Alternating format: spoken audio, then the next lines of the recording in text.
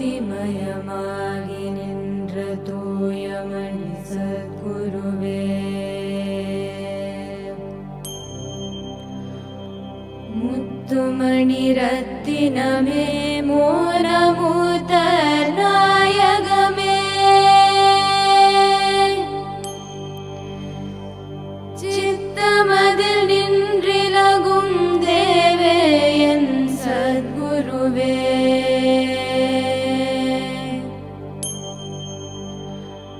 நல்லார்க்கும் பொல்லார்க்கும் நடு நின்ற ஞானிகட்கும் வல்லார்க்கும் வரமளித்த வாழ்வே என் சத்குருவே, கண்ணே கருத்தே கருத்திலுறும் நற்கணியே, விண்ணே ஒளி நின்ற விழிலே என் சத்குருவே,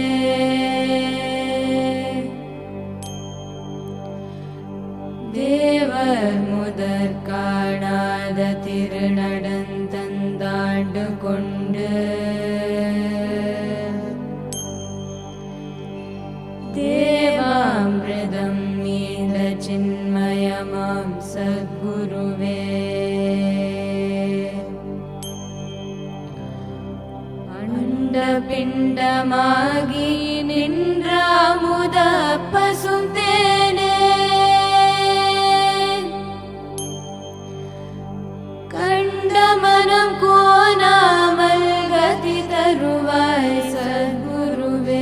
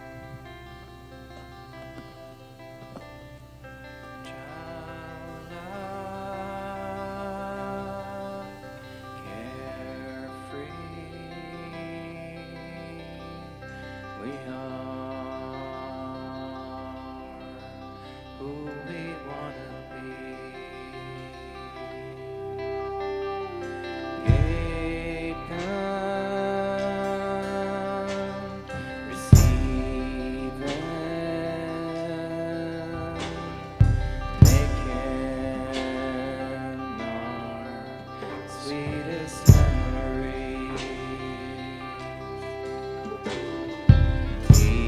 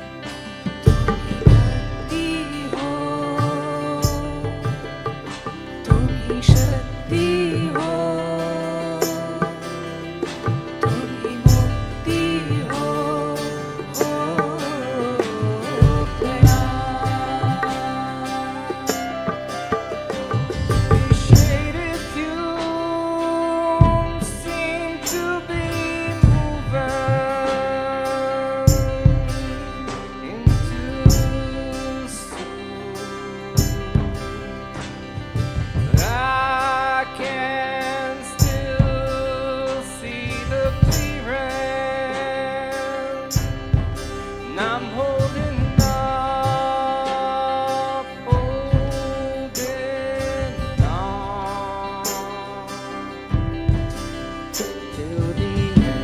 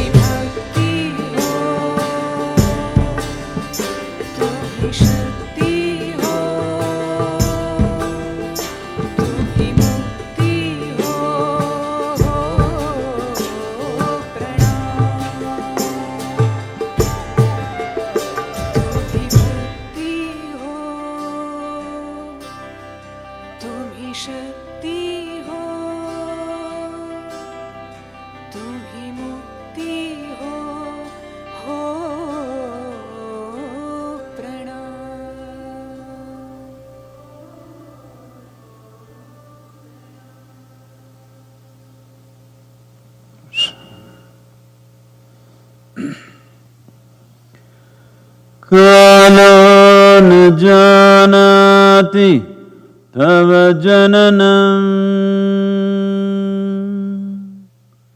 कालो न जानाति तव समापनम् दृष्टो मया तव महाकारः योगेश्वर काल काल योगेश्वर काल काल.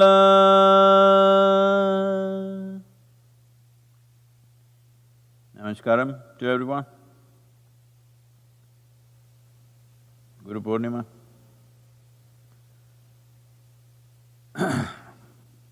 As by now all of you know that this is the first full moon post-summer solstice. It's significant because this is referred to as the sadhana pada in the yogic culture. When sadhana bears best results, making use of planet's relationship with the sun, the shift to the southern run, these 6 months, which is known as Dakshinayana, Adiyogi, Shiva himself, turned south on this day to acknowledge how significant is the role of sun in our lives. Everything that we know as life, from a microscopic organism to ants, insects, birds, animals, plant life and human beings, and the very planet itself. The essential energy is sun. It's on solar energy. We're all solar powered. The very warmth in our body is because of the sun. Having recognized this, to master one's destiny is always an aspiration in every human being, even in other creatures. They would like to take charge of their life. Well, they don't have the faculties and the means to do it, but a human being has come with the necessary faculties and understanding and awareness to take one's own destiny into their hands. In taking destiny into your hands, which essentially means you go where you want to go, that means you fix the destination. If you want to fix the destination from wherever you are to faraway place, first thing is your vehicle should be gassed up, there must be enough fuel. There are many other aspects, but the most important thing is you have the necessary fuel. Just look at it in your life. This morning you woke up, if you're bursting with energy, you have many aspirations. A little something, just a flu, oh, I'm not supposed to talk about it, this is the virus times, all flus, and every other ailment that human beings have been suffering with are all gone, or at least in nobody's focus. There's only virus.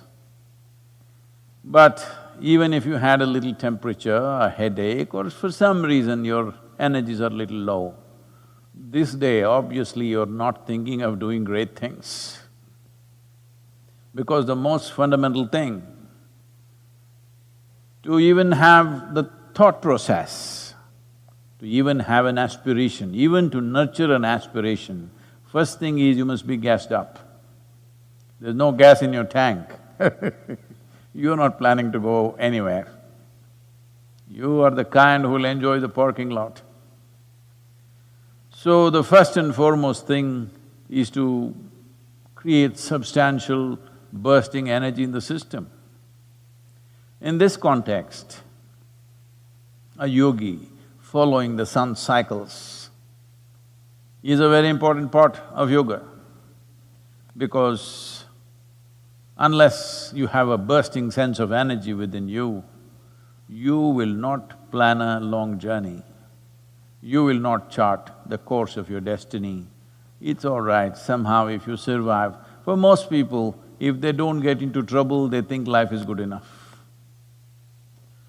If you live in a parking lot in your car, generally you don't get into an accident. I'm telling you this, safe ways of living. Generally you don't get into an accident, it's pretty safe. Well, you may get robbed, that's always there, but at least you don't smash up your car. That can only happen if you drive, that can only happen if you're driving a lot. That is, you're making a long-distance journey. So does long-distance journey necessarily mean a disaster? No.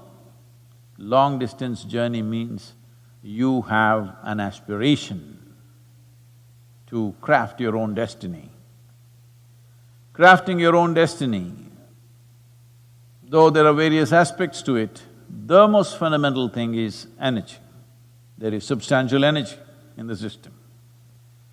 To take up anything in the world, also external work, first and foremost thing is you woke up like a burst of energy, otherwise you don't want to take up anything. And as your energies recede, you will become terribly self-centered. You have noticed this with yourself. On a certain day when you're bursting with energy, you can think of everybody's well-being. Another day when you're low, you are not interested whether others live or die. The only thing that concerns is this one. So, lack of energy or paucity of energy naturally breeds a horrible sense of self-centeredness. There's a whole world today talking about me, myself and mine all the time. Simply because when they wake up in the morning, they're not bursting out. Why they're not bursting out? Many reasons. One thing is, it's become fashionable to stay awake late into the night. Many of them have become nocturnal creatures. Another thing is, there is a excessive flow alcohol and other intoxicants flowing around. Once you touch these things, your energies when you wake up in the morning are very low. Once they're low, you are me, myself and mine, that's all. You cannot think of anybody's well-being, you will become more and more self-centered because your energies are low. This is the economics of energy. You don't have the energy to attend to everybody. If you just take care of this one, this is a primary life in your experience. If I just take care of this one, this is good enough. So then, this terrible man, the guru comes. You don't want to wake up in the morning, he gets you up 5 o'clock in the morning and makes you do all the unpleasant things, twisting, turning, bending, bone bending.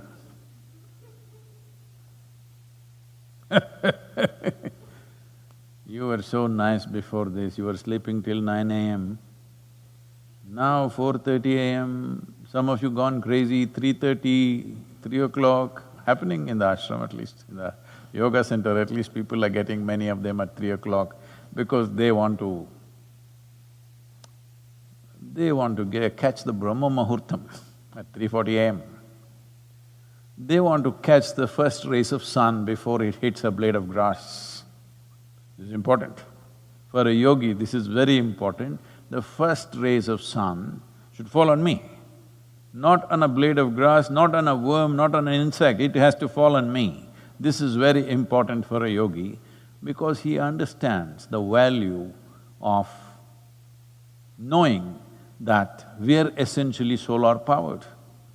How well we integrate this energy will determine how energetically we live.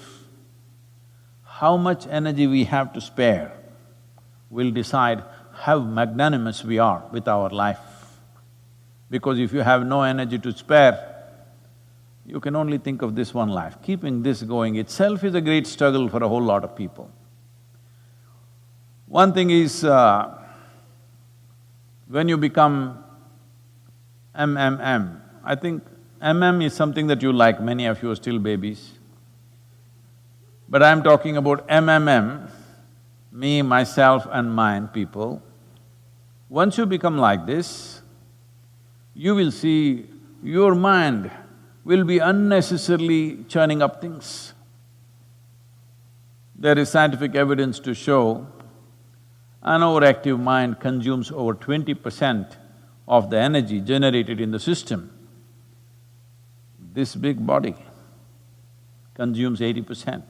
Just 2 pounds of brain consumes 20% of the energy. In volume, it is disproportionate. This is simply because people's minds are simply running. The more you become triple M, the more it consumes energy endlessly. Now, of course, you have the assistance of the online madness, anything well, that keeps you going because you're not imbibing life. You're mistaking words and information as life. Today, everybody, I'm just seeing this around, like just about everybody, particularly when it comes to, of course, political things, there is a certain set of people talking like they're geopolitical experts. There are a certain set of people, a whole large segment of people talking like they're doctors. I'm just surprised people around me talking all medical terms. I say, are you doctor? No, I saw on the internet. Well, the stupid doctors took 9 to 11 years to become doctors. You in 10 minutes, I only hope nobody comes under your knife because this kind of doctors are a disaster. Unfortunately, you are coming under it all the time and it will be a disaster for sure. Or should I not be informed about your health or about your illness? Internet can only inform you about your illness. Health is generated here.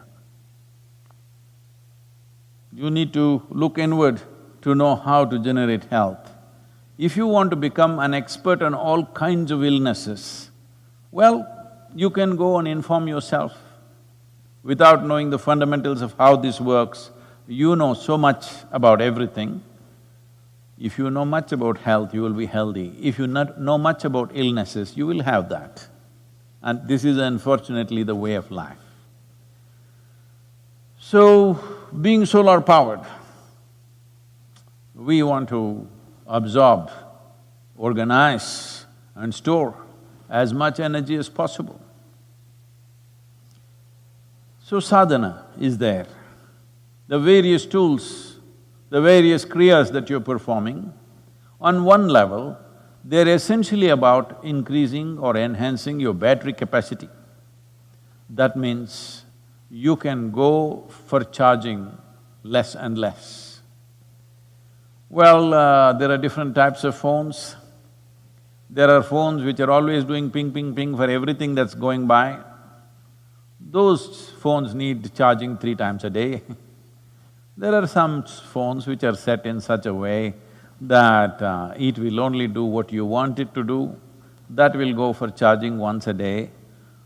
There are other phones which are usually referred to as dumb phones, which only takes your calls and messages, that you can even do charging once in 2 or 3 days. As you see, those of you who are doing sadhana, if you're doing, not just on the Guru Poornima day, I'm saying if you're doing every day, if you happen to be doing every day, slowly you're noticing the volume of food that you need to eat is coming down. That means you're going for charging less. Less charging means less stuff to process, less sleeping means more life to live, many things. Basically, your downtime is going down, maintenance time is going down. This is very important because only if you are charged to a certain level, all the other things will happen. Then the Guru comes. There are many ways to look at him. There are many ways to make use of him. Because you're in 20th century, let me speak your language. Because it is always about how to make use of everything. This is our idea of science. Our idea of science is how to use everything in the universe for our benefit. Well, we have even learned to use an invisible atom. We can break it, we can fuse it, we can make a bomb out of it, but we still do not know how to handle a virus. So, this is not to just mock science, it is the way we are approaching science. Because we are looking at science as utilitarian. We are not looking at science as an enhancement of our knowing. We are looking at how to use it, how to use it. Whatever you see, you want to use. We even have learned how to use an atom, microbial organisms, everything. Once you start looking at how to use life, then all that happens is you will get worn out. So, the Guru is a tool. You have to learn how to use him. Hello, you heard me? How to use him, because if he is no use, what good is he? What good is a guru or a god or anything if he is of no use to you? So how to use him is important, 21st century. So there are many ways you can use him. One is you can use him as an inspiration. These days, so many people have started coming up to me when I'm traveling, telling me, Sadhguru, I'm your greatest fan. Oh, I say, yesterday I think I met the greatest one, you must be the second greatest. No, no, Sadhguru, I am your greatest fan. All right. I always thought fan should be hanging from a ceiling. but you're coming up to me, it's all right. So, because these people are using me as an inspiration. Daily they will watch one 5-minute, 10-minute video on the YouTube and they get inspired in the morning and down by the evening. They'll read one quote and they'll get inspired for 10 minutes and go down on the 11th minute. So every day you need inspiration means what? Every day you're up and down and up and down and up and down. Once you're inspired, inspiration also means your lungs are full, or a balloon is full. Once it's full, it must fly. But no, daily inspiration means what? You got too many leaks. Every day you get inspired, every day you go down, and again tomorrow morning you'll get inspired. So some people use the Guru as an inspiration. They're also looking for, something you must say or something you must do that they cannot do or they cannot think of. Then they get inspired in the morning, by evening, down. The next set of people, this is particularly in southern India, in certain organizations and things, it's become a very common way of referring to people that matter to them in some sense. Many times I get introduced like this. Somebody says, he's my friend, philosopher and guide. My eyeballs pop out. When did I become your friend? When did I teach you any philosophy? And when did I guide you? But they think that is a great thing. See, if you find a friend, what kind of friend will you find? You will always look for a friend who agrees with you, who supports your ignorance in every possible way, that's always your friend. If you're a smoker, you need a smoking friend. If you're a drinker, you need a drinking friend. If you're a meditator, you need a meditating friend. Somebody who supports your nonsense is your friend. If he every day pulls down your nonsense, finished, your friendship is over with him. So me, a friend, is a bad friend because this is my full-time job, pull down your nonsense, pull down your nonsense, pull down your nonsense. Initially when you're willing, after some time even when you're not willing. Philosopher? Definitely not. Because what a guru does is not a teaching, is not a philosophy, is not an ideology, it is not even an advice. It is a certain transmission. Do you have the antenna or not? So we taught you sadhana, so that slowly you will grow antenna to perceive. If you don't have perception, you're listening to the words and making your own philosophies out of it. I want you to clearly know they are your philosophies because I don't have any. So definitely not your philosopher. A guide, well, there are a certain set of people, whenever they want to take major decisions in their life, they come and Sadhguru, they've already consulted their lawyer, their accountant and their everybody. One final consultation they want, because after all, anyway it's free consultation with Sadhguru. So, they want to consult Sadhguru, can you guide me? Anyway, if I make the mistake of telling them, okay, do this, at least 90% of the people will go and do part of it, and part of it as their lawyer told, as their accountant told and somebody else told them. So guidance I usually don't give. If they come to me with a confusion, I will confuse them further and send them, because a misguided person should not ever think he's guided. It's very important. Small things, yes, but with life, there is no guidance, I want you to understand. This is self-guided. This doesn't need guidance. This needs enhancement. If it is guided, it will go here or there. It will not go to its ultimate destiny. So, friend, philosopher, guide, when they introduce me like this, I squirm because this is in a public place. Today is Guru Poornima, I can say whatever I want to say, this is my day. Because these days, it is so happening, which I'm going to change in the next couple of years, so I think maybe the virus will make me change it little faster.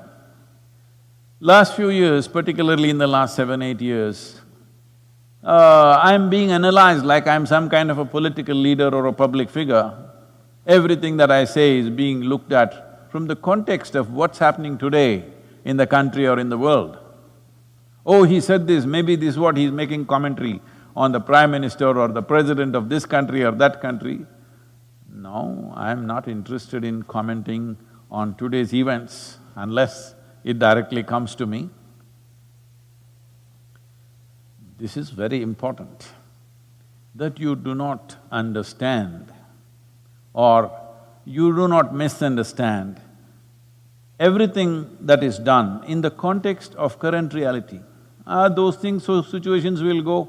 As you see, what was yesterday's big headline in your newspaper, after 3 days it means nothing.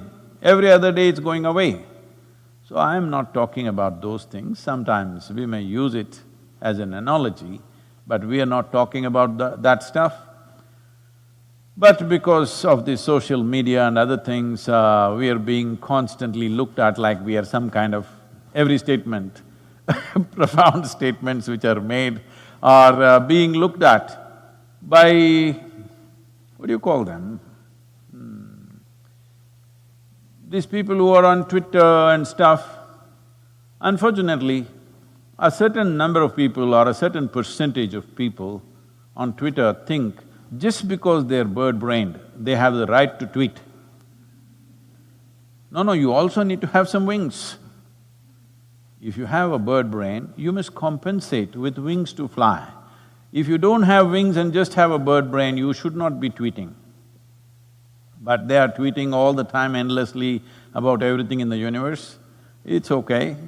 This is a newfound freedom that they have because the way their minds are functioning, if they speak, not 2 people in their family will listen to them. So the only thing that they can do is put out their trash out there in the social media. Well, Sadhguru, you're hitting out… I'm not hitting out at anybody. Today is not a hitting day. I'm just telling you, this is the reality. And if you… I'm talking about me being a tool. If you want to use me as an effective tool. So, inspiration, okay, but if you are going to remain inspired, every day you need inspiration, this is simply because there is not enough energy in you to sustain you. Friend, philosopher, guide, that's not the way at all. The next possible way, which is a meaningful way to use a guru is, you use him as a doorway. You want to go through him. If you want to walk through a doorway, you must be little smaller than the doorway, otherwise you won't fit. This is the nature of the doorway. This is not my my demand on you, but you need to be a little smaller than the doorway. Otherwise, getting stuck in the doorway is not a great thing.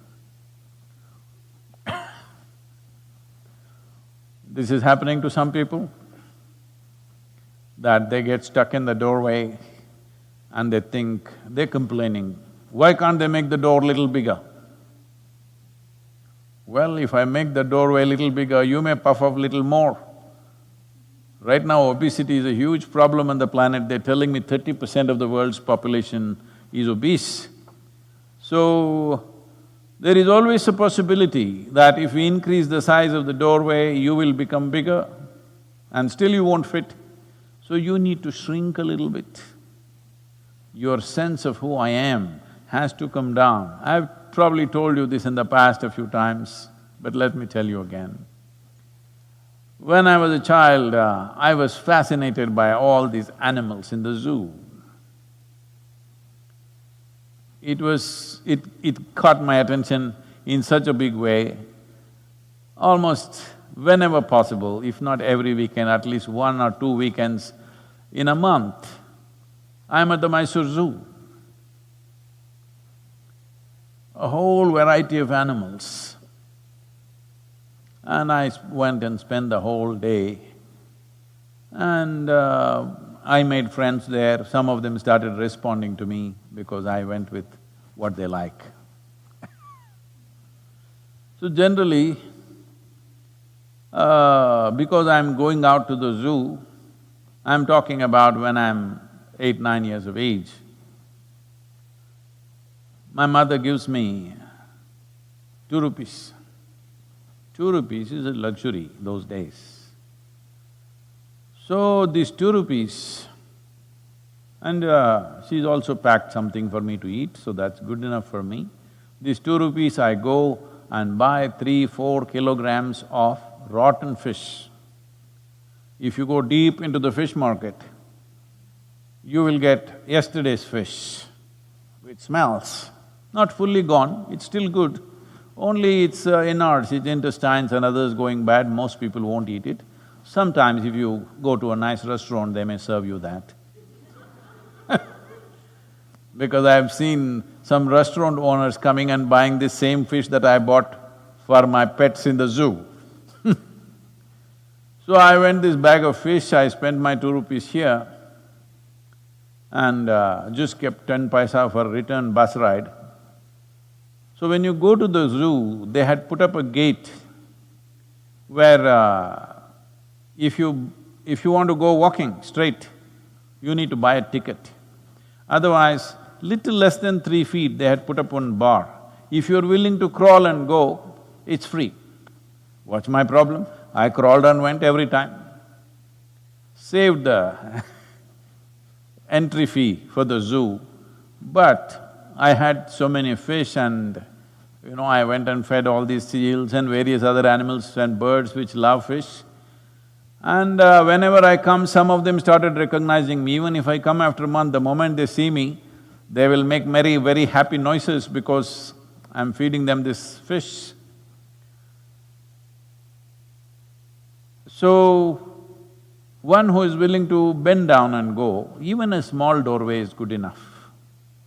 One who wants to go puffed up, even 100-foot doorway is not good enough for him because he will puff up more. See, people…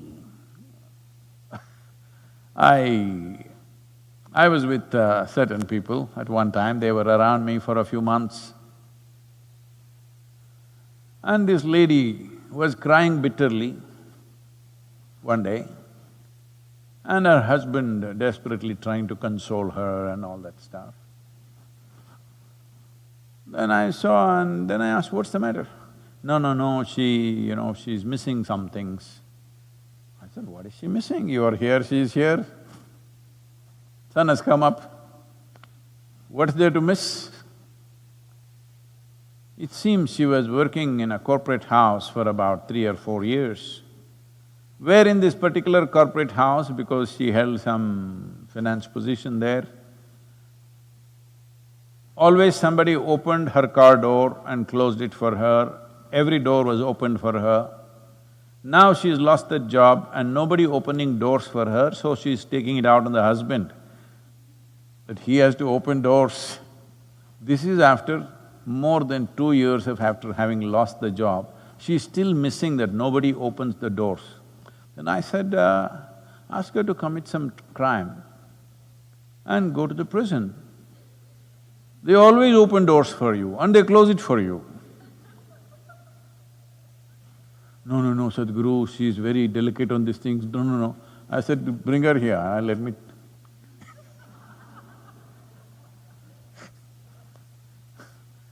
Then I think in another 6 months she got cured of it, opening doors and closing doors business. So I'm saying if you're so puffed up, you can't go through any doorway.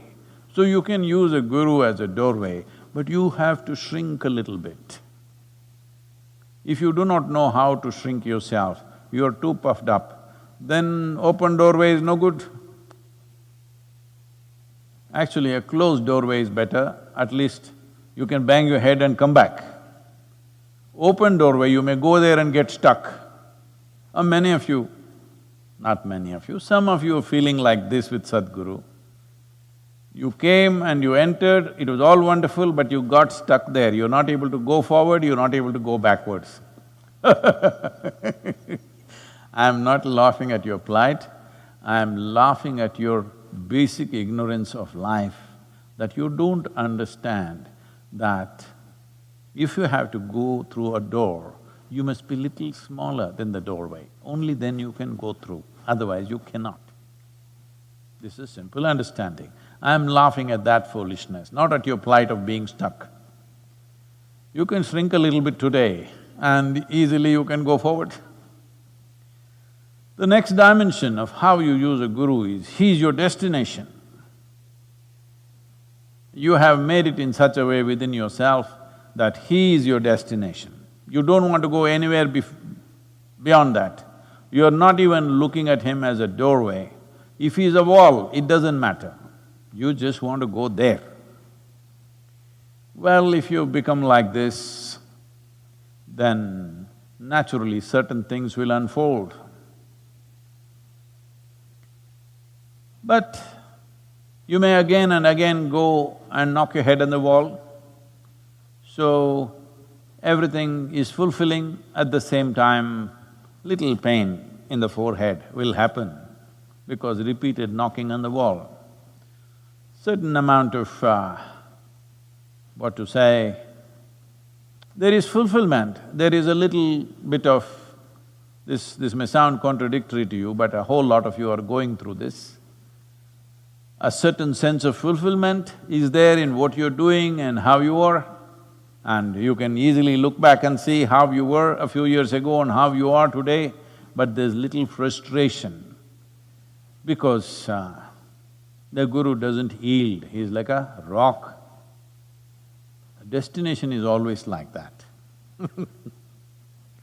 So, those of you who are going through that, the next dimension of how to use a guru, the tool of a guru, how to use him as a tool is that he's become your dharma, he's become your breath, he's become your body, he's become your being. If this happens, now you are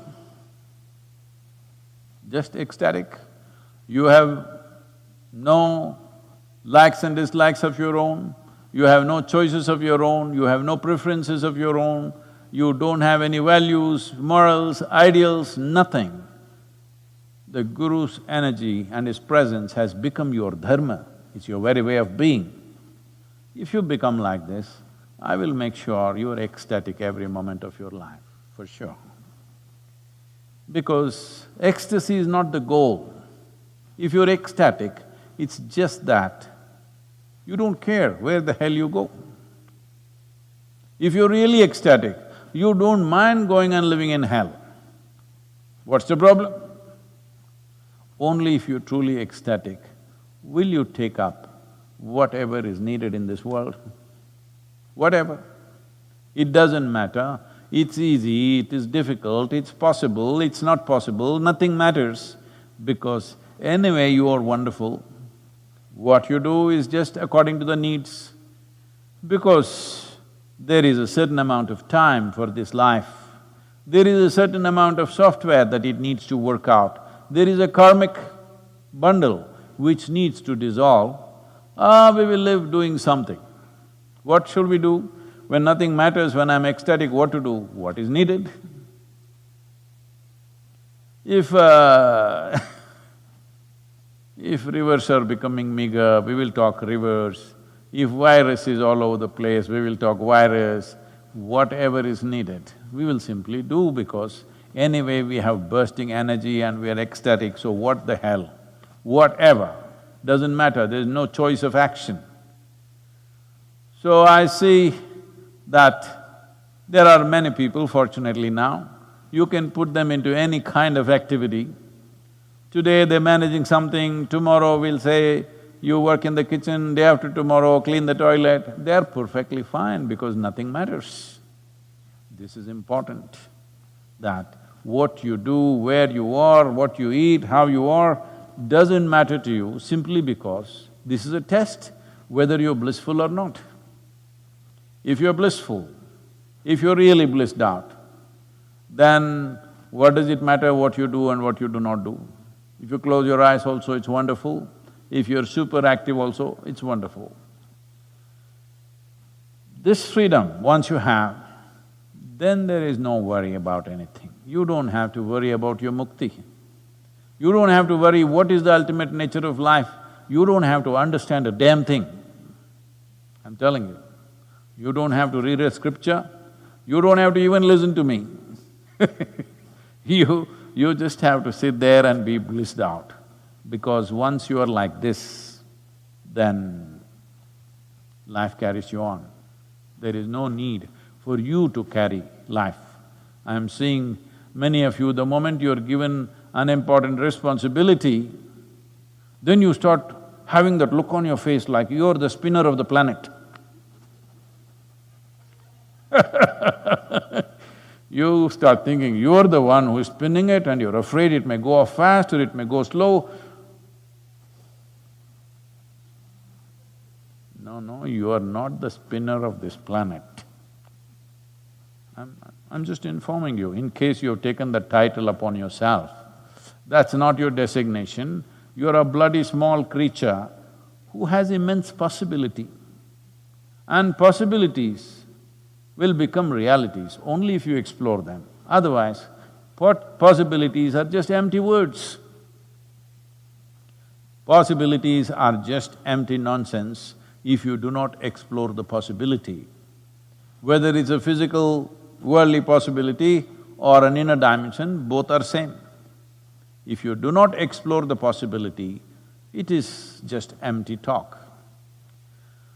So unfortunately, in the world, on this day I would like to remind everyone that unfortunately in the world, spirituality has largely become reading spirituality, talking spirituality, listening spirituality, entertainment.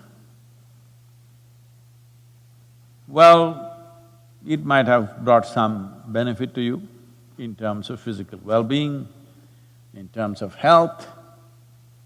Maybe at least it gave you a break, you know.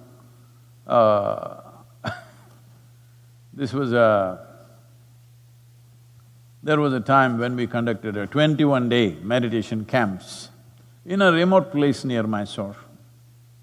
That time the arrangements are not like how they are today, either here at III or an Isha Yoga center in India. Arrangements are very, very meager. We teach, we work, we cook, we do everything ourselves. So, you know, food is also… One day we keep the rice for cooking and the class time extends itself and it gets overcooked. Another day it's undercooked, another day it's like this. Every day food was of different varieties. The only thing we knew how to cook was sambar and rice. We didn't know how to cook anything else. Now my sambar has become of epic proportions, okay, because of those years of practice. So the same sambar, we made it taste different every day. The same rice, we gave it in different consistencies every day, so that people don't feel bored eating the same stuff. Those were the days. So, because of this 21 days, everybody, it's a small group of people, maybe around 40-45 people, in a very remote place where you have to carry your water almost half a kilometer for everything that you have to use. There's only one tap outside. From there you have to carry water, everything. And then I saw one young woman, like in her late 20s, who was not interested in anything. She cannot even close her eyes and sit for 2 minutes. Then I one day called her and asked her, you're here, why are you here first of all? This must be torture for you because you're not interested in anything that's happening here. And she told me crying, the only reason why she's here is she wants to be away from her mother-in-law. I don't know how many of you have escaped in-laws, outlaws, whatever else you have in your life. So, she was bitterly crying and saying it is so torturous at home, she is willing to do any work here. So, we do not know why different people take to spiritual process, but you must understand spiritual process is not an escape, it is a transcendence.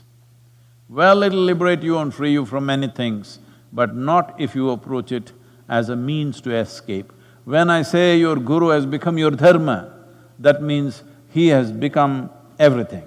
The way you breathe, your breath is decided by him, your body, the way your blood flows is decided by him. If you imbibe this energy, you will become like this, and then you're naturally ecstatic. Once you're ecstatic, whether you live for 5 minutes, 5 years or 100 years, doesn't matter because it all feels the same way. And what activity you're doing, where you are, what you're eating, doesn't matter simply because you're completely blissed out. This is important because this is what freedom means. You become free not because you think I'm free. You become free because your experience is independent of what's happening around you. Your experience is independent of the comfort or discomfort of your body. Your experience is completely independent of what thoughts and emotions are passing through in your mind. Once your experience of life becomes independent of all these things, this is a living mukti. Once you live like this, you don't worry about where are you going. It doesn't matter because inevitably a life which has blossomed will naturally go to the right place, there is no other way. But Sadhguru, I would like to become like that, but I have some doubt.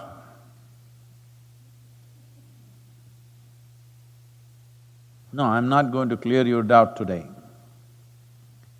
because you created the doubt, you get rid of it.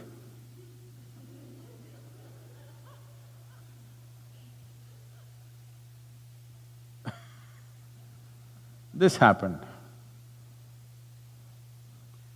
At one time, not now, at one time Shankaran Pillai was an out-and-out pessimist. So, he was visiting Tennessee and he went out with a friend, a local friend that he made, for bird hunting. So they went to certain places where there was little marshlands and they sat down waiting. When the birds flew, the friend picked up his shotgun and boom.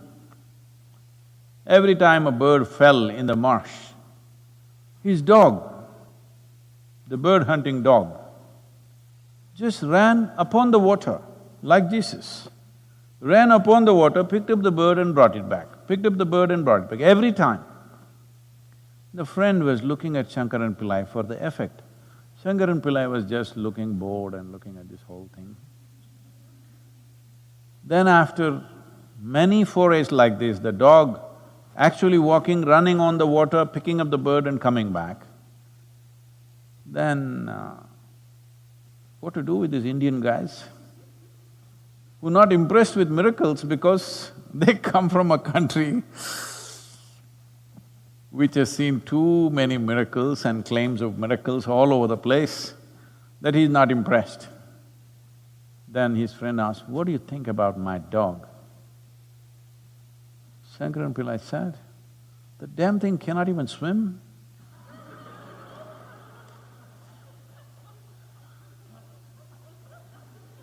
What do I do? So you clear your own doubts. If you have doubts, you clear it. It's been long enough, I've been around. If you have doubts, you work it. If you have questions, not doubtful questions, questions to enhance something, please, let's go to the questions. Namaskaram, Sadhguru. This is the day Adiyogi became the Adi Guru, but before him, was there no way for seekers to access the dimension of Guru? Well, we have spoken sometimes before, but anyway, now that you asked the question, this will again inflame the social media.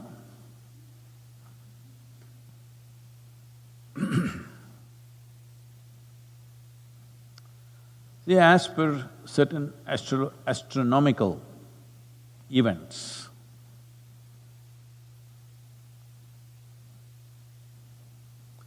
and also certain geological events in terms of how they describe the geography, and in terms of certain major geological events that happened when a certain mountain blew its volcanic top. If by looking at these things, for example, there are Vedas, the Rig Veda, of the 4 books, people should not misunderstand, because when I say a book, people understand that an entire religion is packed in a book. No, in the East it's not like that. Because there is no belief system, it is not packed in a book. Vedas were essentially the only library that they had at the time. So everything that they knew, they wrote it down. Vedas talk about how to build a very efficient bullock cart, how to raise a particular crop,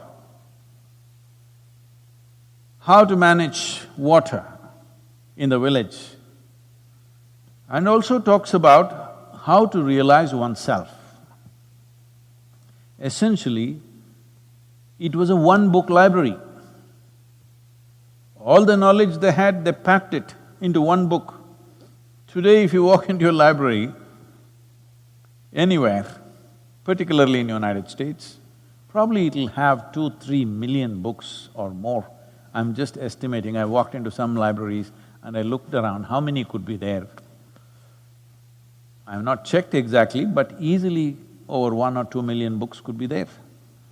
Because everybody can write a book now, you know. Everybody can write a book. How I escaped or how I fought through the pandemic times, I think a lot of books are going to come now, everybody will write. So those days it is not like that. Knowledge was gathered, a farmer discovered something about agriculture, the wise men in the town or in that culture noted, oh, this is important, they wrote it into one book. In the same book, a yogi realized something, he spoke about something of great significance, that also was put right next to the farmer's realization of how to grow a crop. So it is a one-book library. Looking at some of the astronomical events that they recorded, one important thing is, it is estimated it could be over 100,000 years ago. One important aspect that we have to note is, there is no mention of Himalayas in the Rig Veda. They're talking about all the other mountain ranges in the Indian subcontinent. There is no mention of Himalayas. When you talk about mountains anywhere in the world, you cannot ignore Himalayas. There is no way. Those of you who have not traveled to Himalayas, especially if you are born in India and have not traveled to Himalayas, you must pack your stuff, you must get there as quickly as possible. It's something that you cannot miss. It is literally an endless mountain. I know there is a mountain in United States called Endless Mountain. Not like that. This is really, really endless mountain. The immensity of it is simply overwhelming for any human being. There are various other dimensions to it, leaving that.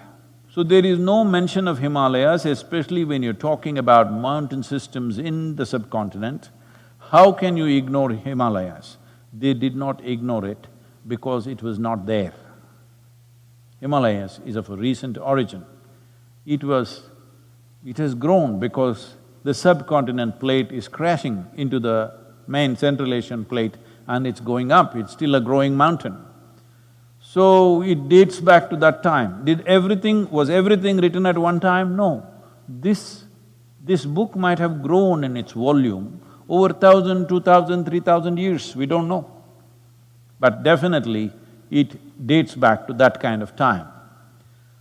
So we started talking about 15,000 years, not because that is the date, because we have some iconographic proof that 12,000 years ago, there was an image of Adiyogi on the coins that they made. Based on this, we are saying around 15,000. But all other things say it was much beyond. So much beyond means, in most part of the world at that time, most people were still hanging from the trees. There was no need for any spiritual teaching or methodology because literally everybody across the planet was fighting for their survival. They did not think of anything more than how to survive this day. But fortunately, as Himalayas grew and the land got protected by the mountains, no invaders, no rampaging hordes came from anywhere else. As this happened, those 5, 6, 7,000 years of peaceful existence happened. That is when the seekers came, because now they had a stable life, they had mastered agriculture to some extent. Because of that, they started living in one place, food was stored up and kept, every day you didn't have to go hunting.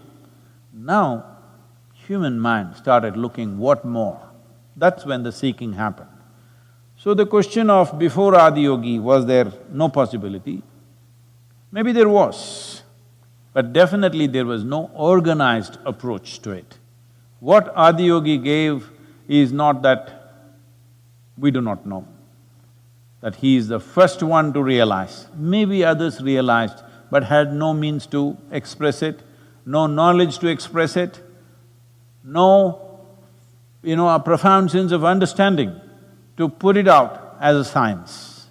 So Adiyogi opened up this possibility that every human being can enhance himself or herself if they are willing to strive. This is the most important aspect of his life. For the first time, a clear statement that you are not a fixed life. You are not a fixed life like other creatures on this planet. All other creatures are fixed between two lines, that's all their life is. The possibility of what they can be is fixed. Adiyogi came and opened this doorway to a larger world that you are not a fixed life. If you're willing to strive, there are possibilities beyond what you consider as natural limitations of life. So this possibility of evolution, conscious evolution, is the significant contribution of Adiyogi. And it is not just a statement, there is an entire method. Not one method, 112 methods for every kind of human being. Looking at the human mechanism in its entirety and exploring all possibilities of it. Does it mean to say no individual could have not realized before him? They might have, but we have not heard of them, they are not recorded, they have no teaching, they have no method. That's been passed on. So, because they were not… See, if you look back today in terms of anthropology or archaeology, if you look at it in terms of archaeology, what do they usually find? They find some pottery, some scratchings like… which are called art on caves, cave walls. A carved rock also wears out, but pottery, burnt clay, it stays. Bricks and pottery stays. So usually this is what you find. But a human being realized, that is not a pottery, that is not a monument, so archaeologists will not find it. If you look at further out into the thing about looking at human bones, human skeleton somewhere, well, your enlightenment will not be shining in your bones that you see after 10,000 years or 25,000 years or whatever. So because of that, there is no record. But because Adiyogi started a tradition, he trained these 7 fantastic human beings to take it around the world, and he spread them so that if they all go to one place, it may live there for some time and die. So he spread them to different parts of the world so that it lives in its various dimensions and forms. Because of that, it still lives. Well, Adiyogi also did not write a book, he only spoke to them. I don't think even the Saptarishis wrote it down, they also spoke to people. Much further down, we don't know how much further down, somebody started writing down these things. But because they managed to produce such highly dedicated human beings, that is, those human beings who took their guru as their dharma, his energy flowed in their bodies, it's his breath that they were breathing. Because of that, without distortions largely it came, till the printing press came. After the modern printing press came, all kinds of ridiculous interpretations of this happened. There was there is… I have a lot of books at home. Most of them, 95% or more, I've never opened them. Just to make me look little educated, in case anybody visits. Real books, not just fake ones, real books. The only things I've read among them is some novels, some books on history, but none of the other things I've read. But obviously, people keep bringing books to me, they think they need to educate me on yoga.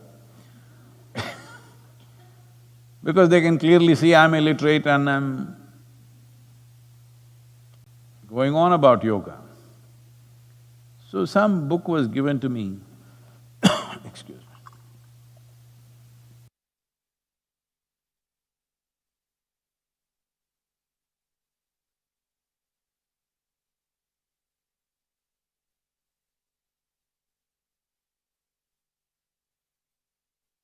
On art paper with lots of diagrams, but it's printed on art paper with lots of diagrams, pictures and everything.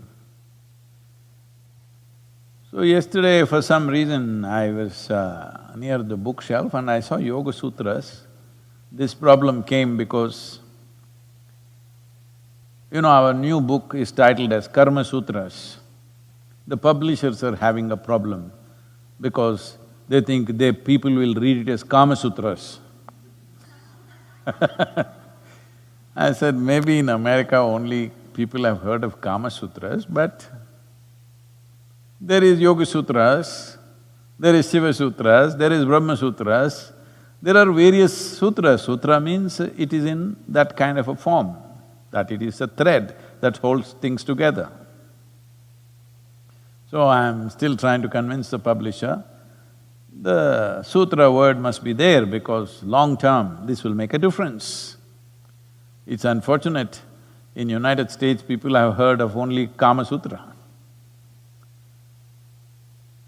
So I saw this Yoga Sutra book and I picked it up and I always open the book in some middle page. I don't start from the beginning because I can never stand those introductions. So some page I open and they have put the Sanskrit form of the Yoga Sutra, then the English version of it, and this author, whoever, I didn't see whether it's an Indian author or an American author, but going about explaining these Yoga Sutras in such a horribly ridiculous way, ludicrous. Then I just saw one page and I said, hats off to this man's confidence. Recently, one of the quotes said, confidence and stupidity are a dangerous combination or something like this, and they often come together. So 3-4 days it's been on the Twitter, negative tweets on me, how I don't understand what is confidence and what is… 3 days there is trending tweets against me because confidence and stupidity goes together. Well, this man is a real example of confidence and stupidity going together absolutely. He read the English words, whoever translated it, he read those English words and he thought he got the Yoga Sutras. Maybe never even closed his eyes for 2 minutes in his life, but he got the Yoga Sutras. And most ludicrous explanation of what this sutra is about. Well, this is what Adiyogi meant to change because he made sure that these 7 people absolutely invested themselves in him before anything happened. This is a little difficult in 21st century, but fortunately, in many ways, we're doing even better than Adiyogi because we have more than 7 people.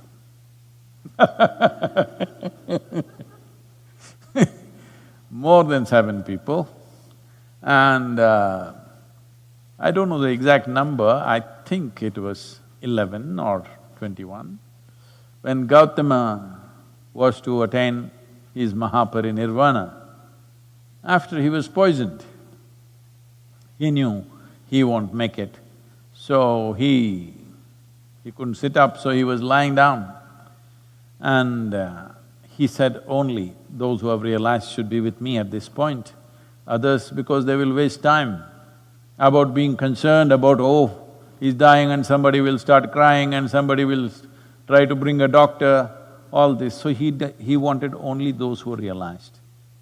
I'm not sure about the number, because in some places I think they said 11, in certain other places I saw it was 21, so I'm not really sure about that.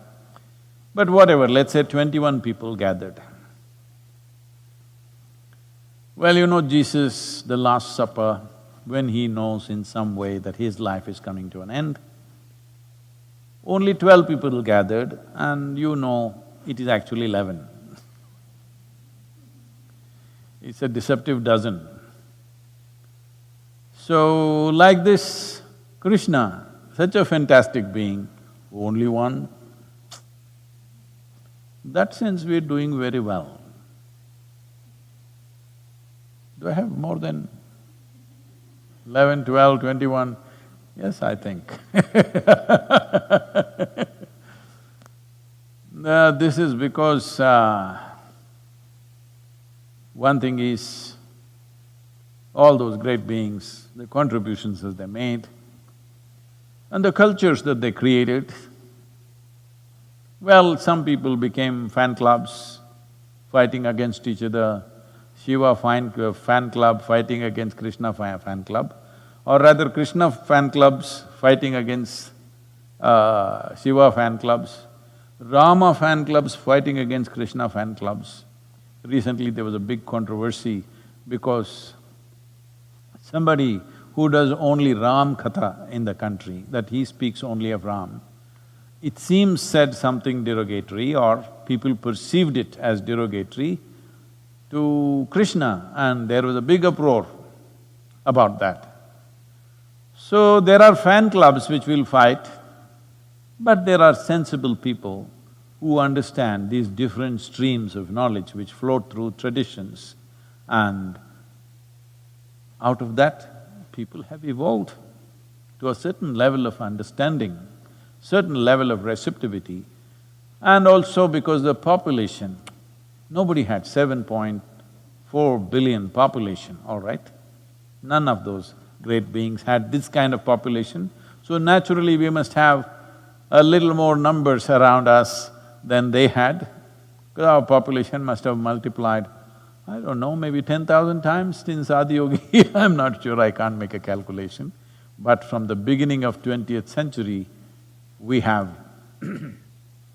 gone up what, from 1.6 billion to 7.6 billion or 7.5 billion, whatever it is. So that is literally 4 times or nearly 5 times up. So you can imagine 15,000 years ago what was human population and what it is today. So we must multiply 7 into that many, we can't take credit because we just have too many people. So now the aspiration, the seeds of aspiration, we've been sowing for last many years. Fortunately, we also have tools of communication that nobody ever had in the history of humanity, that we can communicate to the whole world. Right now, it's estimated that we have touched over 1 billion people, at least 1 billion people have watched more than 2 or 3 videos. This will multiply into 2 to 3 billion in the next 1 or 2 years' time. So this advantage nobody else had. So we cannot gloat about the numbers, we need to have many-fold more who will make their guru, their dharma, that is, their very breath and body breathes the guru. Then it's very easy, life becomes very easy. I don't have to work hard, you know.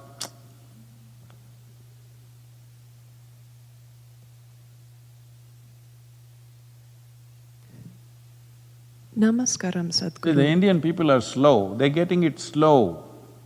Almost 30 seconds after I say anything, then their face brightens up. Why are you guys so slow? See, they still didn't get it. Ah, they got it. So. Namaskaram, Sadhguru. I just came back home after spending 3 months of lockdown in the ashram, and I am forever grateful to you and everyone there who give themselves so totally. I'm back home and I feel I owe it to my guru and to the people there to help.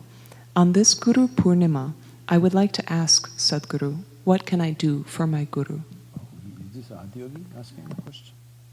Is it Adiyogi asking the question? What can you do for your guru?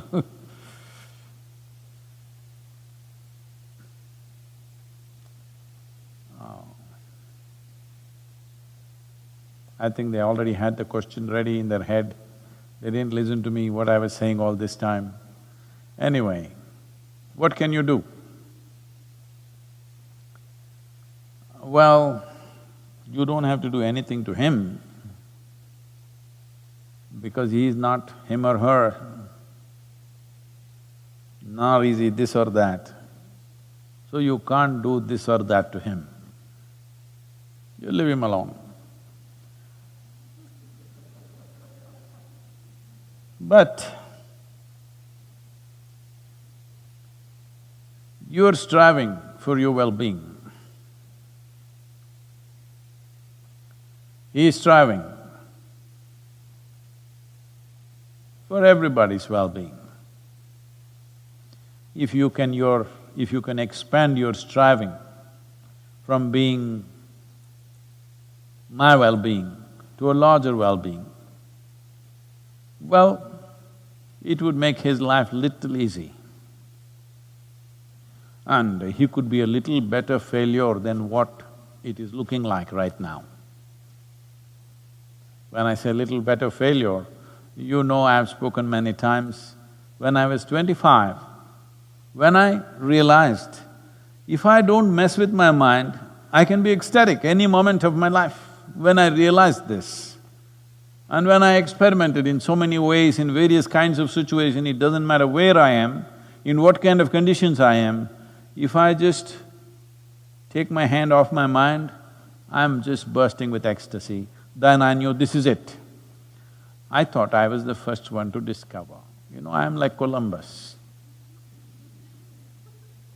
Columbus discovered America. Well, before him, for thousands of years, people have been living here, but he discovered. Similarly, in the Indian school textbooks, we read, Vasco da Gama discovered India.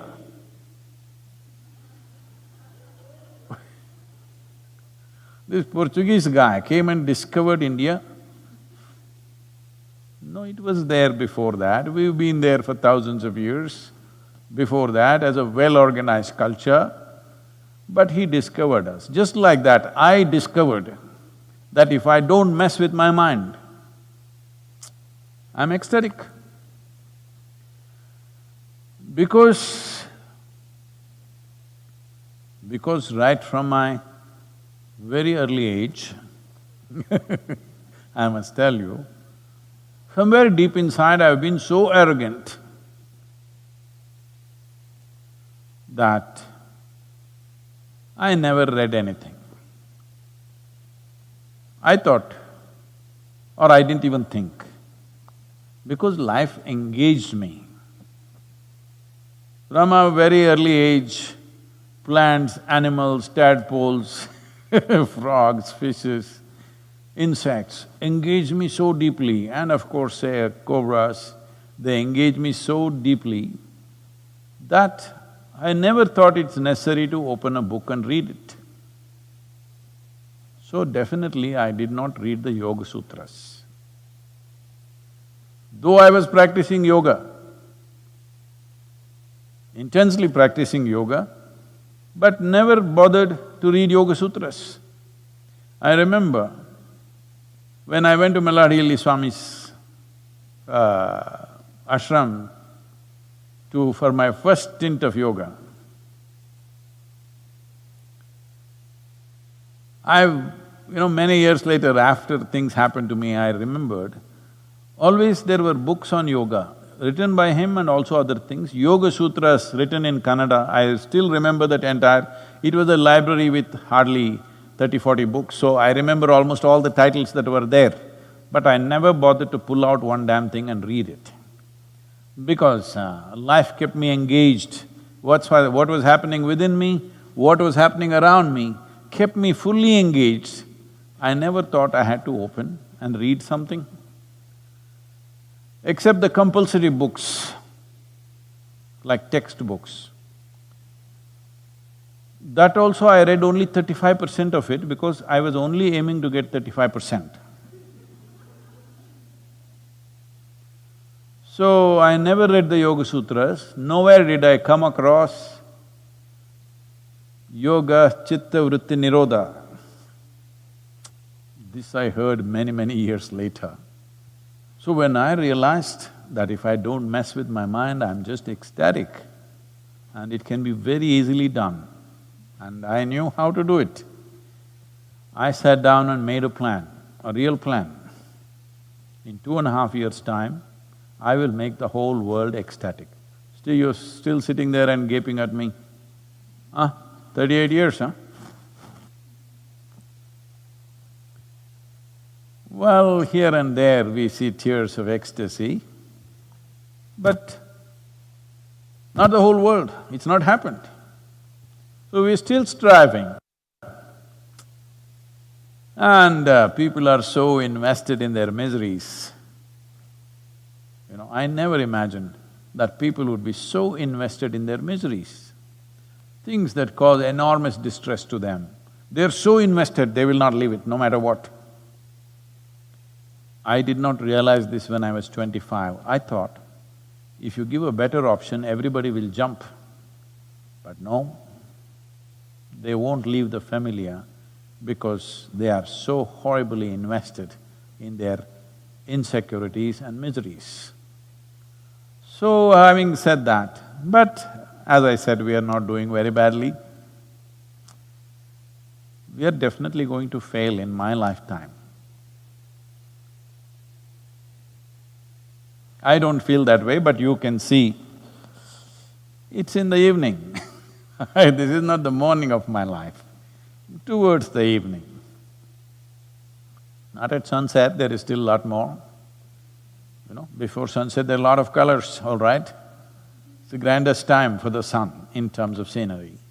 So still there is a lot of scenery, but in terms of time, energy and the size of the population, we know we will die of failure.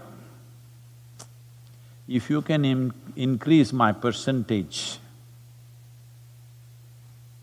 if you can be a part of increasing this percentage, in whichever way possible, constantly on it. Not one day when you come visit the yoga center, you are constantly on it according to your capacity.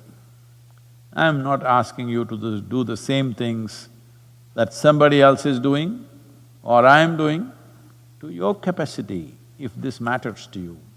Now you said, these 3 months lockdown, I really enjoyed Isha Yoga Center. In many ways, Isha Yoga Center in India and also here many people did not walk in before the lockdown, but there over 3,000 people, and the amount of work we are doing in the villages with not a single infection, everybody absolutely safe, a large premises where people can move around, all protocols followed, sadhana happening wonderfully. Weather cooperated. Monsoon, pre-monsoon rains came early and eased the summer off pretty easy. With all this, last 3 months have been wonderful. I must tell you this. In the last 40 years or more, probably, in the last 45 years, I've never stayed home for more than 12 to 15 days ever. The first time I stayed home, slept on the same bed for over 85 days. It's been very good. Been eating good food, sleeping well, no travel. Well, it's been good for you, I'm glad, but you need to understand this. This goodness that you experience, for this, there are so many people out there, hundreds of them, who are incessantly working just for this one thing, that it must happen to more people than what is there right now. So if you want to do something for me, this is what you should do. How do I do? You tell me, what is your capability? If you have time, we will tell you what you can do.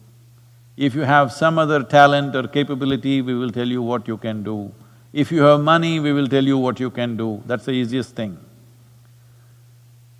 Because all these things are needed. We need a striving from a significant population so that we will be better failures than right now the trajectory is. And we are going to make sure that in the next few years, we will definitely hit a higher trajectory.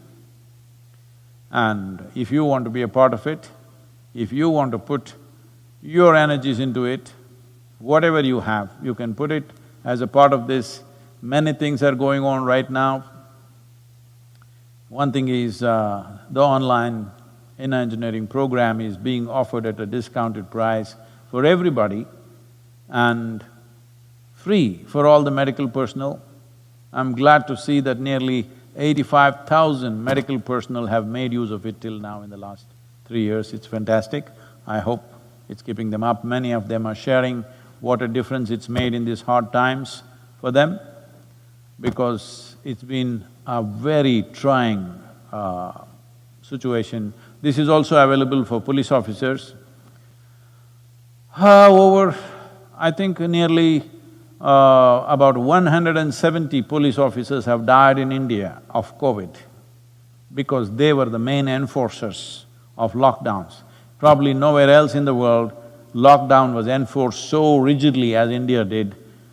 So numbers speaks for that in many ways, for the concentration of population there is. And the medical staff is being stretched to the limits. Many of them have not gone home for a month or two, they're staying in hotel rooms and serving in the hospitals because they're afraid their families will get it. A lady doctor in Delhi was sharing this, unfortunately, that her husband had diabetes, so they made sure he never steps out of the house, he was kept safe at home. But she was serving in the hospital, and a few days she came home to repack her clothes and stuff like that, you know.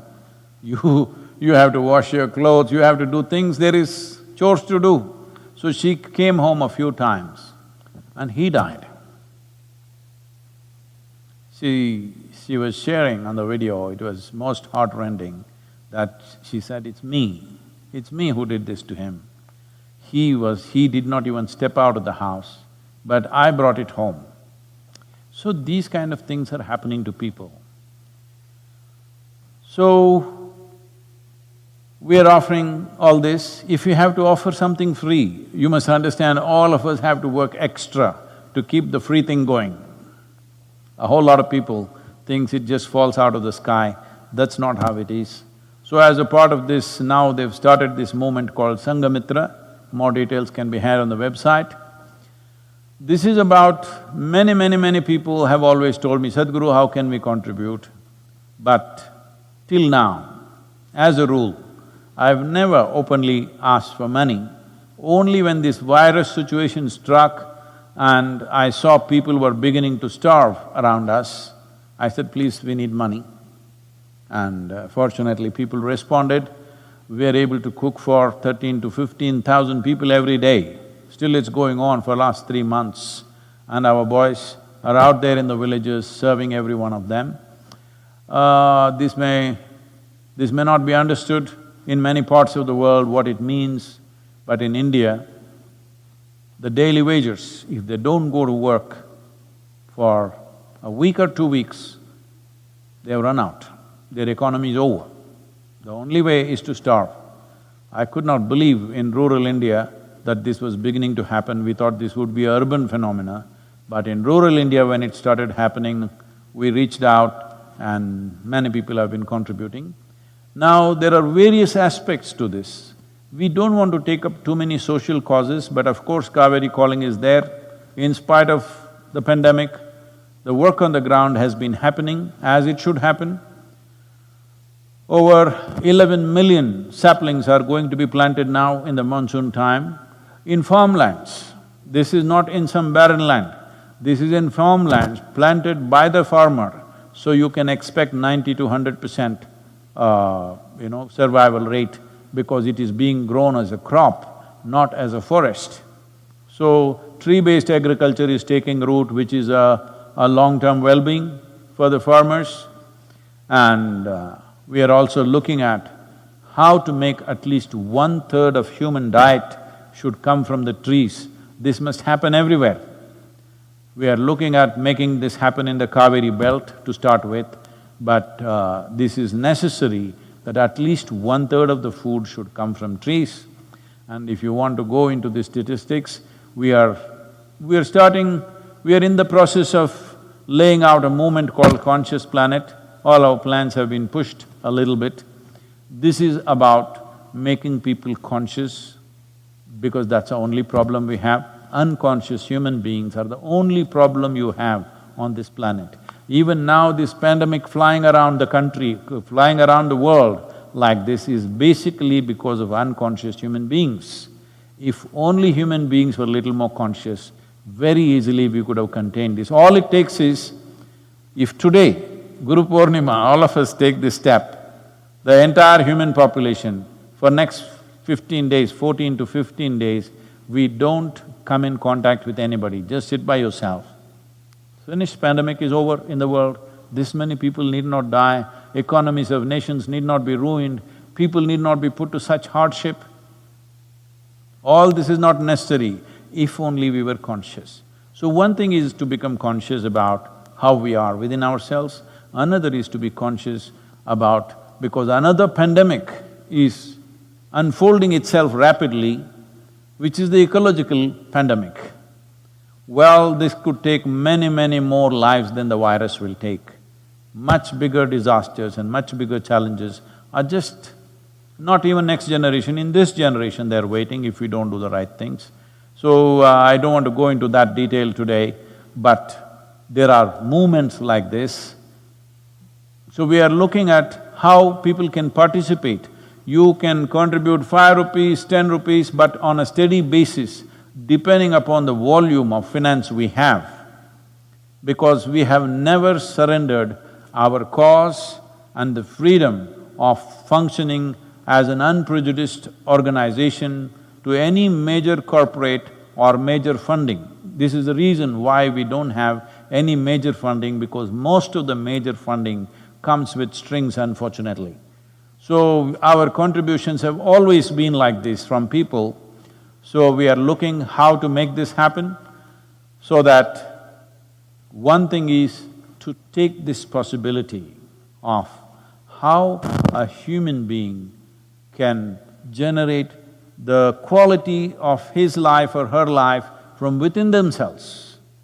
The quality of your life is determined by within, not by outside. If this one thing happens, that you know how to be blissful by your own nature, if this happens to at least 60% of the population, there will be no ecological challenge. You must understand, ecological challenge is a consequence of human beings in search of well-being, ripping the planet apart. If well-being is guaranteed, human beings will naturally function in a much, much more conscious way. As a part of this, you can be a part of the Sangha which is striving. You don't have to do anything for me.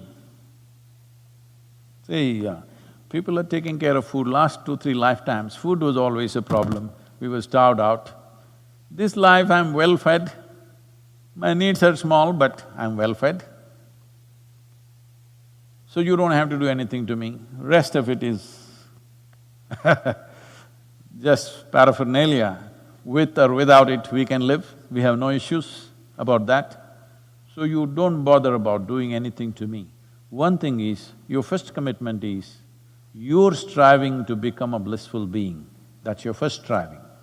Your second striving is how to support this striving that I have, to see that everybody becomes blissful.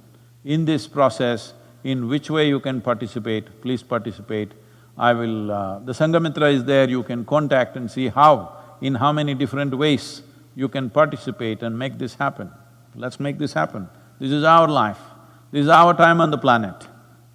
What wonderful things we do is left to us, or what we don't do is also left to us, and what horrible things we do to each other is also left to us.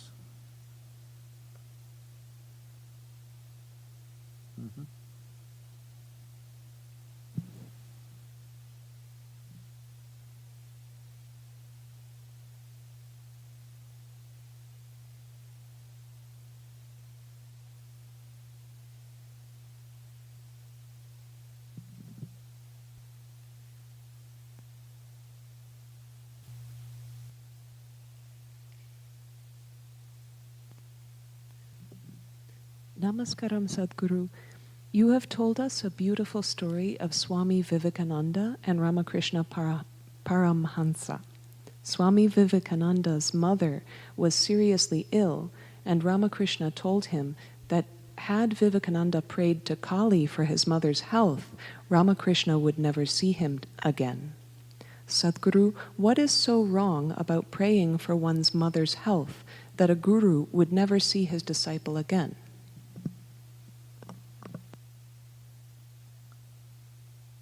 Now you're exposing how horrible the gurus are.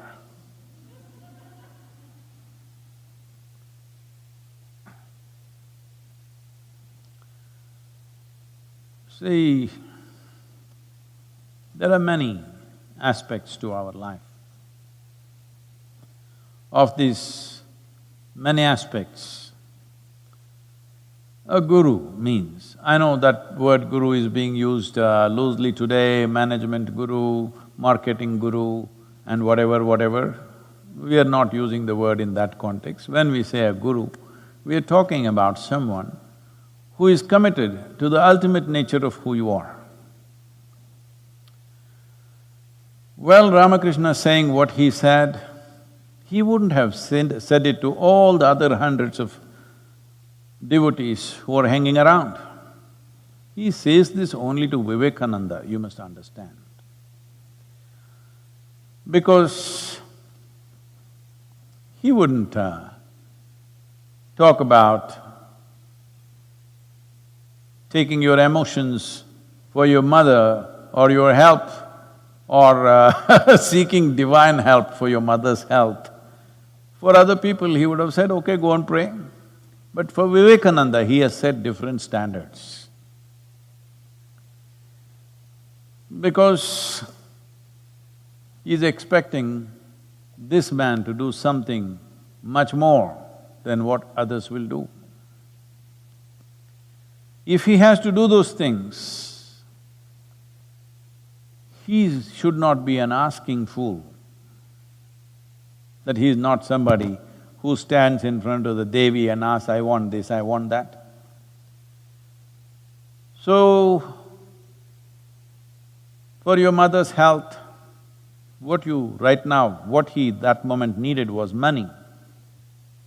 So he wants to go and ask for money. If money doesn't work, what's the next thing? You ask for a miracle.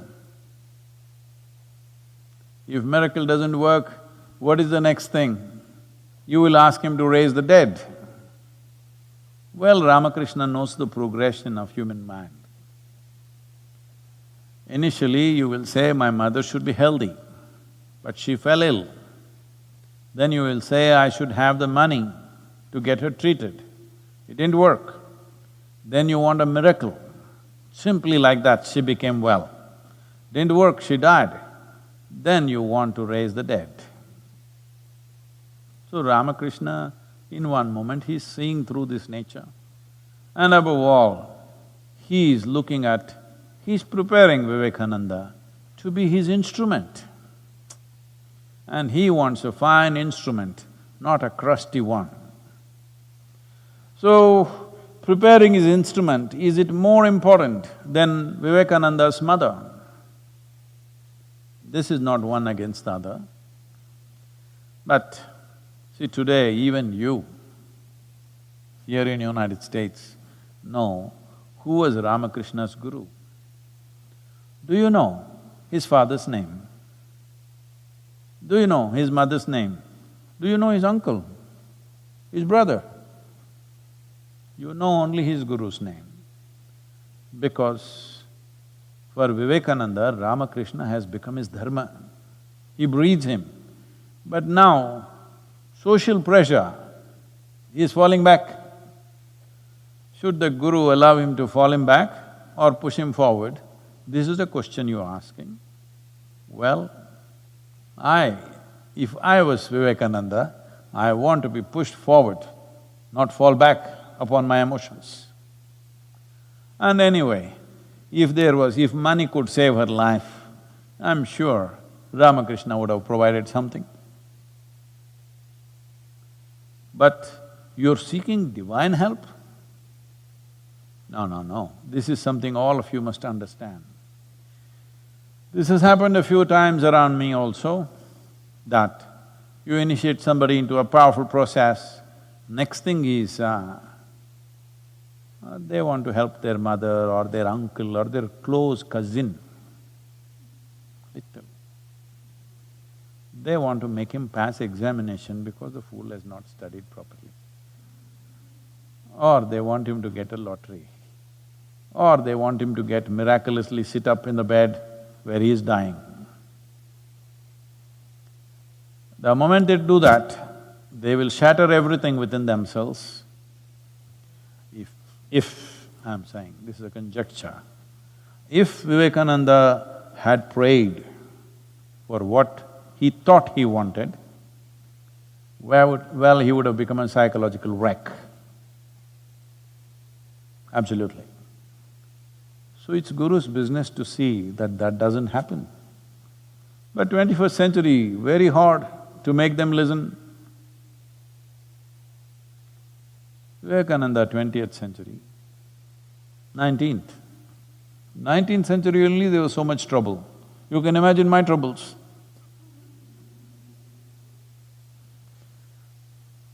People will go, sit in front of Devi and ask all kinds of things. Because they were doing it with Dhyanalinga, I put her up and say, okay, you have another counter to ask all these things. Because wherever there is a phenomenal sense of energy which is propelling you forward at a certain space, then when you're moving at that speed, if you… because you're concerned about the tree, you held the tree, your arm will go. You will lose something, it will shatter you, it will break you. So Ramakrishna is wanting him to be a rocket, and the rocket wants to do this. No, rocket trajectory is already set. You don't try to do this and that. That will be a disastrous rocket. So in that context, he is saying that if you had done this, it was finished between you and me because you were anyway a broken failure rocket, a failed rocket. Does anybody go and pick it up? You may be thinking it'll go to the moon and you fired it, but it went into the ocean. Does anybody go looking for it? No, it's finished, it's over, it's burnt up. So, in that context, Ramakrishna is saying, today, if you had done that, it was over because it would be not worth seeing you because you would be broken and you're gone. What do I do with a broken instrument? Today you have heard of Ramakrishna Paramahamsa because of Vivekananda. If that instrument was broken on that day, well, Ramakrishna's offering to the world would have gone completely waste. Well, I'm glad you didn't pick up Krishna, because Krishna said, when Arjuna said, I don't want to kill all these people, 100,000 men they're talking about. Krishna said, you must kill them, then you will realize. That is even a worse example, but that's the way it is. Because when you seek ultimate nature, when you seek the source of your existence, small things, arrangements in your existence doesn't mean anything. If it means something, you do something to somebody, not because it means something to me. Let me tell you this. Today is Guru Poornima, I'll tell you, don't tell anybody, okay? Whatever I'm doing, serving food to people who are starving, free education that's going on to thousands of children, so health support, the health initiatives that are going on for people who are deprived of that, and planting trees, Kaveri, all this I'm doing because it means a lot to them, not because it means anything to me. If I close my eyes, I'm done with the world, with everybody. I'm talking not just about you or somebody, everybody, that means everybody. If I close my eyes, they're all gone, they're dead. But I do these things because it means so much to them. Without fulfilling those things, they will never even aspire for anything bigger. Right now somebody is hungry, are you going to talk to him about enlightenment? That'll be cruel. So we feed him, not because I get some great satisfaction in feeding him, no. I've always been saying, I have no satisfaction in anything that I do, including spiritual work. Whenever people ask me, Sadhguru, you must be having so much fulfillment seeing all these people joyful, blissful. What is my problem? They're joyful, blissful, miserable, what's my problem? I have no problem. Because they have a problem, I reach out. Because I didn't see them anything other than as myself, I reached out, that's all. But if I shut my eyes, I'm done. I'm done with the world, I'm done with everybody and everything. Oh, so much work has happened, people are saying, how will you… who will carry your legacy, Sadhguru?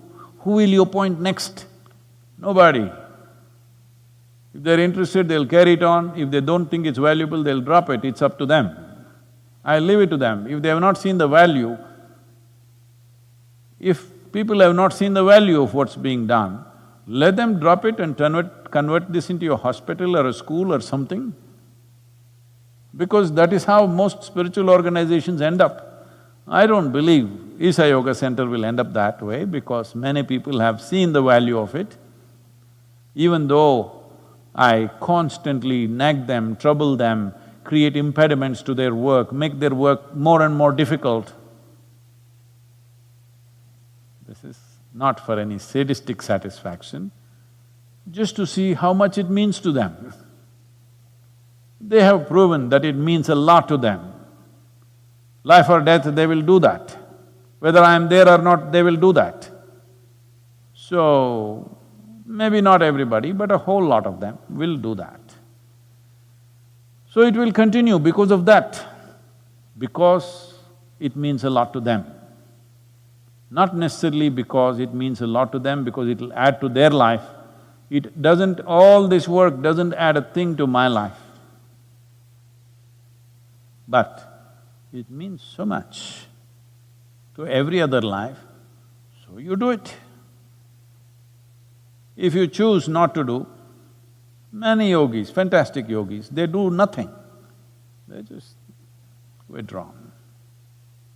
Nothing wrong with them being like that. So, Ramakrishna is setting up a trajectory for a projectile that he's shooting. Now this projectile is having a mind of its own, emotions of its own. Now this is dangerous. If you are shooting a rocket to the moon or Mars, if it thinks of Hawaii, Hawaii will be destroyed for sure. So, this is a different dimension, it should never be judged by your understanding, by your emotions, by your values. This is why I said, when you come in touch with a guru, you can either… if you're using him as an inspiration, this will keep happening because somebody will keep dragging you this way, that way. See, many young boys in the yoga center, they all came determined, but then, the girls were pretty. They got married, nothing wrong. But I'm saying, like this, if you keep going and whatever small needs are taken care of, no problem. But if you change trajectory because small thoughts and emotions change, best we don't empower you. So as I said, I'm not yet in the sunset stage, I will become far more colorful as I go, watch it. But right now, heading that way, it's 4 o'clock in the evening right now, in terms of the day for me. So it is summertime, summer is here, sun is setting at almost 8:45, 9 o'clock in the night, so there's still hours left. But when it's 4 o'clock in the evening, the intensity of the sun is not like noontime. It's becoming prettier, actually, it's becoming nicer. But at the same time, it becomes selective. See, when the sun is up at 12 o'clock, it shines on everybody, because it's up there. 4 o'clock, unless you stick your neck out, it won't shine on you. That's where it's going right now. So, you must decide whether I am an inspiration for you or I am a… what? Friend, philosopher, guide for you Or I am a doorway for you that you got stuck in, or I am a destination for you, or I have become your dharma. Time to decide, because this is not noon time where sun shines on everybody. You need to stick out for it to shine on you.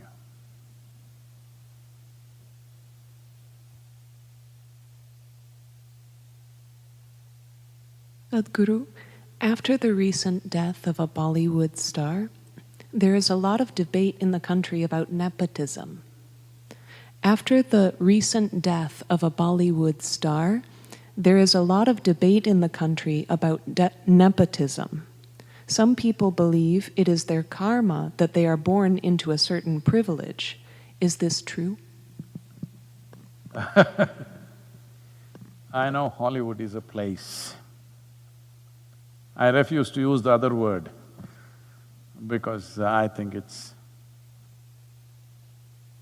kind of ridiculous to use that word, but everybody has started using that word anyway.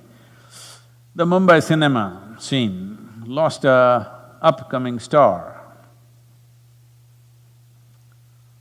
Well, you can always… and he committed suicide, must be just over 30 years of age, I think, I'm not sure, I've only seen him now after his death, otherwise I had not heard or seen of him because I know very little about Indian cinema, I should say.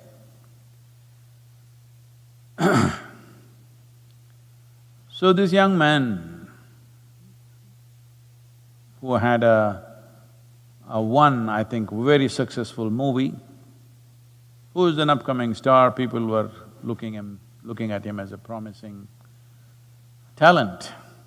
Suddenly, one morning he commits suicide, hangs himself.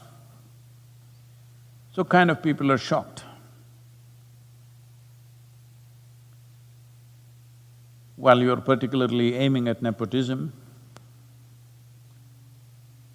Well, that could also have added to things. But you must understand, every year, 800,000 people take their own life.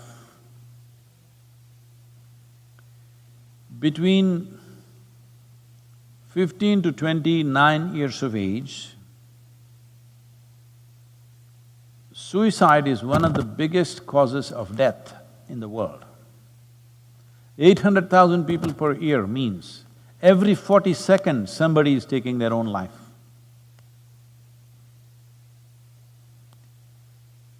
Why so many people want to take their own life? Because in terms of food, world is better organized than ever before. Very few nations in the world still suffer from starvation. All other places, 30% of the world's population is obese, that means definitely there is no starvation. But certain part of the world, another 30% maybe, or another 20% in the world, unfortunately, are malnourished, a small number is towards starvation. In many ways, compared to any time in the history of humanity, our food is better organized. So that's not the reason for death, that people could not find food and they died. No, they're killing themselves, healthy people, well-to-do people are killing themselves. Why would any individual want to take their own life? You do one thing, go outside, find an ant. See, you try to trap him, try to act like you want to harm him. He will do everything possible to save his life, because that is the nature of life. An ant does not think, I'm just an ant, a worthless little ant, what is there if I die? That thought never occurs to him, because he is programmed by nature that life is the most significant dimension that's happening to him. Other aspects of his life, whether they're happening or not, we do not know. But he clearly knows the most fundamental and significant element of his life is life itself. Every creature in this world understands that. Only a human being somehow can defeat this. When your survival is in question, you also understand that. But when survival is not in question, then your psychological realities become bigger than your existential reality. Because of this, if it's wrong kind of thought process and emotions start happening, you will start moving in this direction. Well, there's a whole lot of people who constantly hitting me because I said, whether you are well or ill, physically and mentally, is your choice. Well, sometimes you may get infected with something, infections and things that come from outside are different. But things that you generate from within is entirely your choice. You may not know how you're making the wrong choices, but knowingly or unknowingly you're making the wrong choices because all chronic sufferings that you have, physical or mental, is generated from within. Maybe it is so strongly generated, sometimes you feel helpless about it. True, I agree with that. But at the same time, how much intensity of problem do you suffer and how you suffer is definitely controllable from within. A whole lot of people go into depressed modes at various times in their lives when things don't happen the way they think it should happen. If two things today do not happen the way you want them to happen, by today evening you may be somewhat depressed. In the evening, you may sit there and talk yourself out of it, or maybe you sit with your friend and they talk you out of it, sit with a loved one and they talked you out of it, or you slept over it and tomorrow morning you are out of it. This is happening to a whole lot of people. But some people go into that and they are not able to come out. The slope was too steep, they could not climb up that evening or next day, they lasted for 3 days or 5 days and then they sought professional help. If you seek professional help also, in the initial stages, they're only trying to talk you out of it. You can call it a therapy, you can call it whatever. Essentially, they are trying to talk you out of it. Maybe they're professionally trained to do that, but your loved one or your friend may do it in their own way, or you might do it in your own way. So I'm saying, if you have slid into a depressed state, you can be talked out of it. If somebody can talk you out of it, you can also talk yourself out of it. You must understand, staying sane is hard work. Because going crazy is so easy. Staying sane in every kind of situation that you face is lots of work. Somebody was asking me this question about peace. Peace is not a flower that blossoms within you. You have to enforce it. You have to enforce it, you have to make sure that you're peaceful. Otherwise, when things that you don't like happen around you, if you're exposed to the world as I'm exposed, 90% of the time, things that you don't like are happening all over the damn place. So to lose your peace is very, very easy unless you learn how to enforce it. That means you've taken the faculties that you have into your hands. If your faculties of thought and emotion was in your hands, you would not go into depression. Well, why you went to depression, in what different ways circumstances pushed you into that is a questionable thing. In every family, when suicides happen, somebody will be feeling guilty about it because they think, oh, maybe I should not have said this. If I had not said this, it would have not happened. We don't know, maybe somebody else would have said it. Many parents have come to me like this, not one or two, many, where their teenage children have committed suicide just because they said something, you know. They said something little strongly at a certain moment because they're not studying properly or they're not behaving properly or one little push and they just went and took their life. Parents are living with that suffering for the rest of their lives because they keep on thinking it's because of me, I shouldn't have said it. But there is no such thing that you can say all kinds of things and nothing will happen. At one moment you say something and somebody could do this because all they needed was that little trigger. So, did this young man die only because of nepotism? I don't know. I don't know the man, but I don't think so. But did that also play a role? Possibly in his mind, because he felt he was put into an unfair level of competition. You cannot compete with somebody who are privileged, who are entitled in some way. Anyway, they will get what they have to get irrespective of their talent or their capabilities, and you have to strive maybe doubly hard.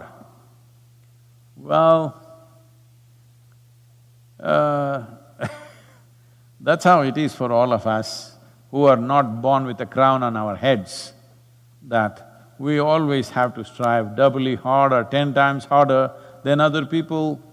It could be because of your, because you don't have your uncle in a godfather's place, or your skin color is not right, or you don't belong to the right caste or religion. Everywhere we are facing this all the time, and every human being faces this at various levels, in different ways. Some will overcome it, some will strive and fly beyond that, some will suffer that, some unfortunately take their life, which should not happen. I would say this taking of the life is mainly because our education systems have nothing. Nothing means absolutely nothing at all in the whole process of growing up as to how a human being should handle his or her faculties, how they should address themselves. It's all about fixing the world, it's all about knowing about the galaxies out there, about every atom in the universe, all kinds of stuff, not a thing about this one. For that we are paying a price as a generation. 800,000 people, every 40 seconds, a person who need not die, dies of their own hand. This is the worst tragedy that's happening in the world, and people are expecting these numbers will rise in the next 10 years in a big way. Whatever that big way is, if 800,000 is not big enough, what is big, I don't know. This is mainly because there is no system teaching how to manage your chemistry. This is why yoga, this is why inner engineering is so significant. If you just learn to think and feel the way you want, this will not happen in your life. This should not happen in anybody's life, because as it is, it's a brief life. It's not for you to end it. Time will come for that. For all this, the fundamental thing is, you must become a blissful chemistry. If this one thing, if you work for, if you provide tools for every human being on this planet to make this happen, now we're starting a movement in Tamil Nadu. Once this pandemic threat goes away reasonably, we will start this in village to village, town to town. The simple practice of Surya Shakti, how to manage your energies the way you want. If your energies are exuberant, you will not take your life. They've become feeble. They might not have become feeble because of physiological conditions. They've become feeble, suppressed by the weight of your psychological stuff. Because of that, energies have become feeble. If you had just learnt how to think and feel the way you want, this would never have occurred to you in your life. This must happen, that whether everybody will attain to their ultimate or not, we do not know. We will strive, but everybody, this much must happen, that their experience of life in whatever little things that they're doing in their life must be pleasant. This we can definitely achieve. If every one of you stand up and strive, this is very much possible that we can create a generation where their experience of life is pleasant. They need not imbibe any chemicals in the form of drugs, alcohol or this or that. simply to sit here peacefully and blissfully. Every human being should be capable of this because this much awareness and intelligence is invested in every human being. Namaskaram, my blessings to you on this day. Depending upon how willing you are, I am available to you. It's 4 o'clock anyway.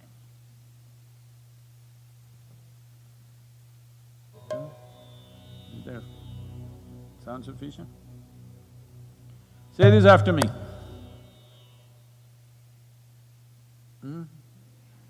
Okay, please.